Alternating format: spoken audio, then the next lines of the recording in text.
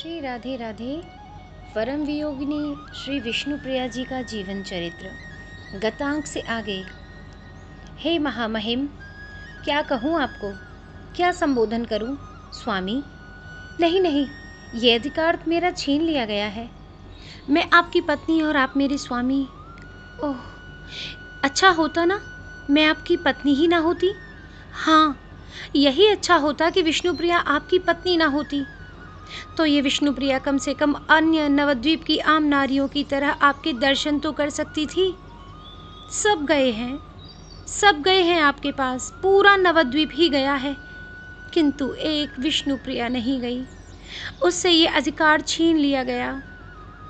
प्रिया, वैराग्य का अपना नशा होता है।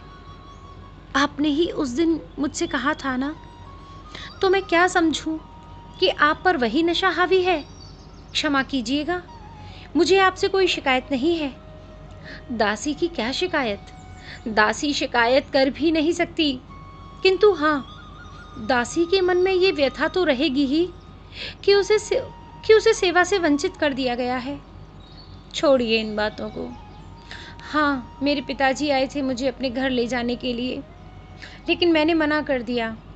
मेरे पति जब शास्त्र मर्यादा का इतना पालन करते हैं, तो मैं कैसे शास्त्र की विधि के निषेध का त्याग कर दूं? जब मैं पिता के घर से निकली थी, तभी वो घर मेरे लिए पराया हो गया था।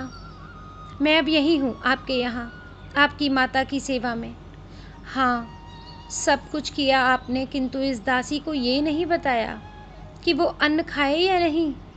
मुझे खाना नहीं है, किंतु आपकी माता खाने के लिए जिद करती हैं। उस समय मैं क्या करूं? मुझे आज्ञा दीजिए। मेरे मन में आशा है कि आप अवश्य मुझे दर्शन देंगे।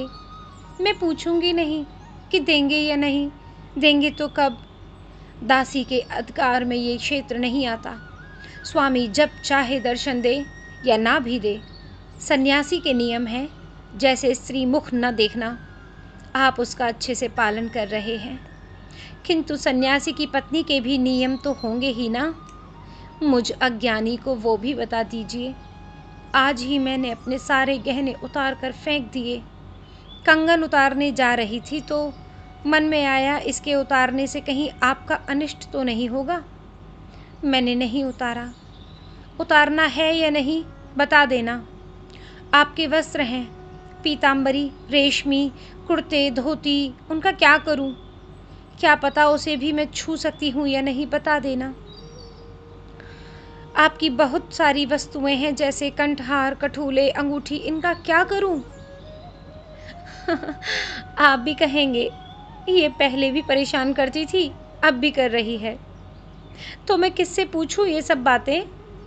कौन बताएगा मुझे? मैं तो स्वयं अज्ञानी हूँ। सुनिए, एक बात चाहती हूँ। मैं समझ गई, सन्यासी स्त्री का त्याग करता है, और स्त्री यानी सिर्फ पत्नी ही होती है, माँ स्त्री नहीं है। तो आप यहीं आकर रहिए ना। मैं चली जाऊंगी गंगा के किनारे, वहीं रहूंगी, या मैं इस जीवन का ही परित्याग कर दूंगी। आपके पास कभी नहीं आऊंगी, आपको कभी दुखी नहीं करूंगी। आप आइए ना, अपनी माता के साथ रहिए ना। मैंने आपको कभी दुख दिया है क्या? कभी मैंने आपको कुछ कहा है क्या? आपके संकीर्तन में मैंने कभी कोई बाधा पहुंचाई? फिर क्यों क्यों क्यों त्याग कर चल दिए आप अपने घर को? क्यों संन्यास लेना आपको अपरिहार्य हो गया? क्यों? आखिर क्यों? आपकी दासी विष्णुप्रिया। कांचना, क्या सब चले गए स्वामी के दर्शन करने? शची देवी भी चली गई अपने पुत्र निमाई को देखने। मूर्छित होकर पड़ी है विष्णुप्रिया।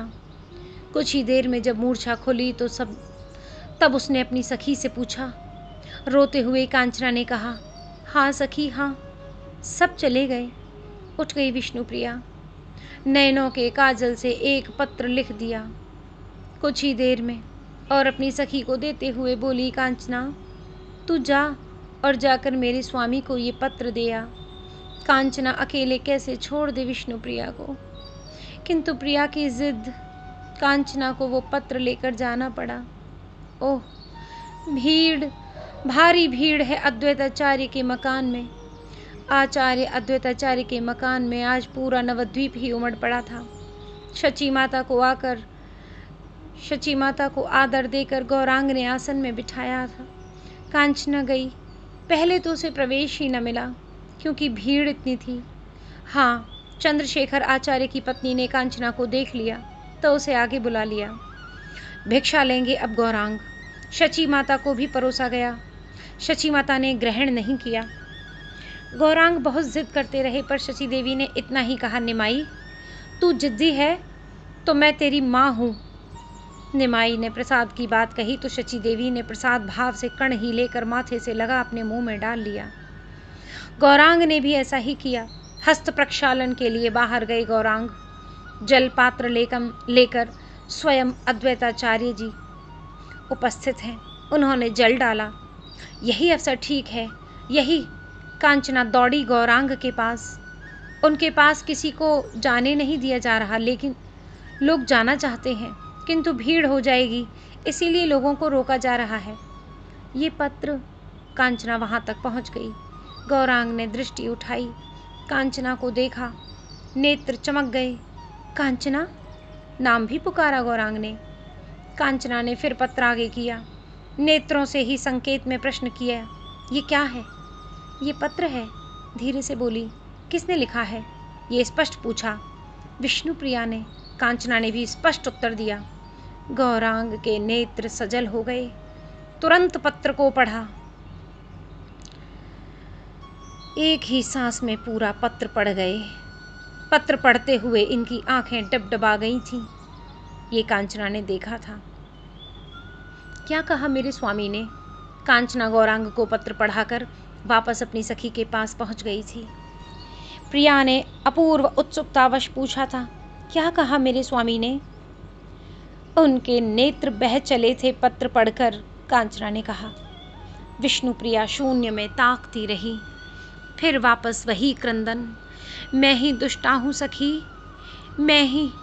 इसीलिए मेरे स्वामी ने संन्यास लिया है, मुझे छोड़ा, अपने घर को छोड़ा। क्या आवश्यकता थी मुझे उन्हें शिकायत करके पत्र लिखने की? हाय, मैं मूर्खा, उन्हें और दुख दिया मैंने। ये मैंने क्या किया? मैंने उन्हें आंसू दिए। हाँ, मैंने उन्हें आंसू ही तो दिए हैं, सिर्फ आंसू। और अब संन्यास लेने के बाद भी मैं उन्हें दुखी करना नहीं छोड़ रही। विष्णुप्रिया धरती पर गिर गई और उसका वो रुदन क्रंदन, उफ। सखी प्रिया, तुम इस तरह व्यथित मत हो, मत शोक करो, मत रो। तुम सच में अपने पति से प्रेम करती हो तो हाँ, बता कांचना, बता मैं क्या करूं? प्रिया, तुम प्रसन्न रहो, तुम हंसो, इससे वे प्रसन्न होंगे। कांचना की बात सुनकर विष्णुप्रिया एकाएक हंसने लगी। मैं प्रसन्न हूँ, मेरे स्वामी मेरे प्रसन्न रहने से प्रसन्न होंगे तो मैं प्रसन्न हूँ। देखो देखो, सब देखो, विष्णुप्रिया प्रसन्न है। हाँ, मैं प्रसन्न हूँ। ये कहते हुए विष्णुप्रिया हंस रही थी, पर नेत्रों से अश्रु रुक नहीं रहे। वो बाहरी हंसी, ओह, पत्थर भी पिघल रहे थे, पंछी भी रो रहे थे विष्णुप्रिया का ये उन्माद देखकर। जय जय श्री राधे श्याम।